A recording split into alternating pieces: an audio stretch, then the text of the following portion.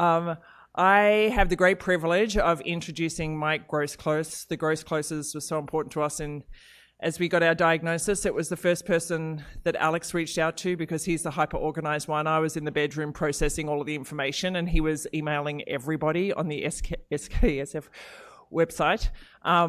So Mike always tells a wonderful story about his interaction with researchers, and we would like him to share that with us today. So welcome, Mike.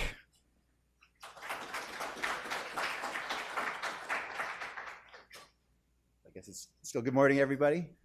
Let me know if you can hear me all right. So you've already heard some parts of the story. Carlos and Darcy shared in their presentation. My story is about Jack. We started, Mr. Man there.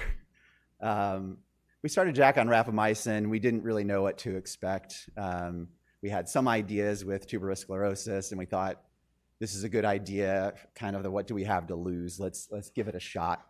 When he started taking rapamycin, we looked in his mouth frequently to look for canker sores, because that was one of the side effects that had been seen before, canker sores. And we didn't see any canker sores, but we noticed when we increased the dose of rapamycin that very quickly his sleep, which had always been bad, went from bad to, wow, this is really crappy, to, wow, he's not sleeping for days on end.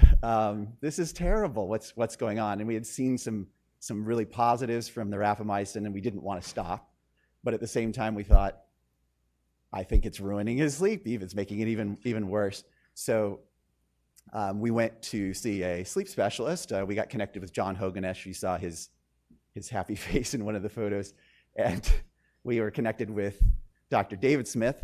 And David Smith gave us a paper, and he said, you guys might find this research paper interesting, thinking that somehow I'd actually be able to read a research paper.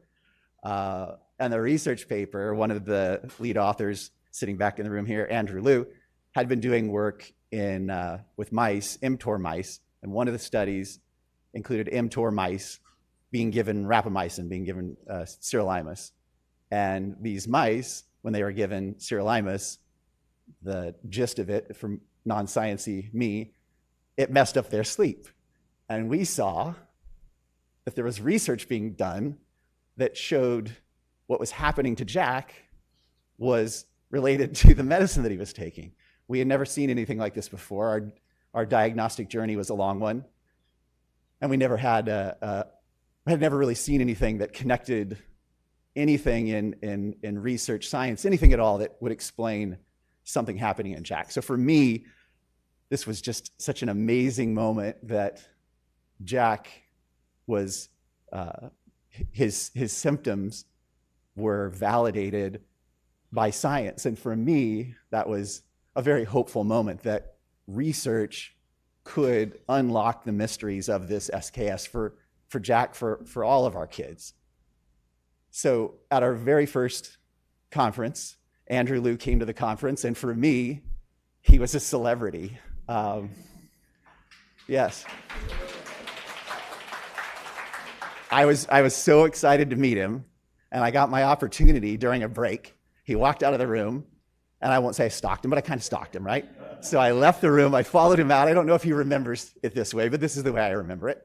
So I followed him out of the room and into the bathroom. So now I can be a little bit of a stalker. All of the researchers, clinicians here can attest. I think I've found most of you in the hallway somewhere and talked your ear off. But I thought, well, this probably isn't the right time for me to introduce myself and thank him for his research and how much this means to me. So I waited until we were out of the bathroom, and then I told him how much I appreciated the work that he was doing, and that he didn't know it at the time when he was doing it, but the work that he was doing was meaningful to my child. And I'm super excited.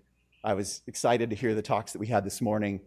I'm super excited to hear the talks that we're going to have this afternoon, because all of you rock star researchers and amazing clinicians, for me, you're all celebrities. For the people in this room, You're celebrities, so you need to, I was telling somebody this yesterday, you need to get used to that.